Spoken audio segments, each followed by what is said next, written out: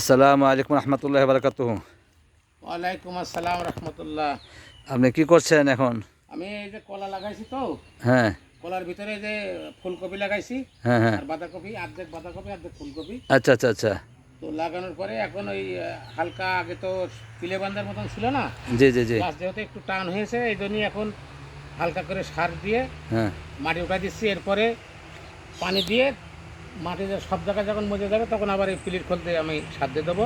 জি দিলে মনে করেন যে আবার গাছ যখন মেলে যাবে তখন হালকা প্রয়োজন ভলি দেবো, না হলে দেবো না।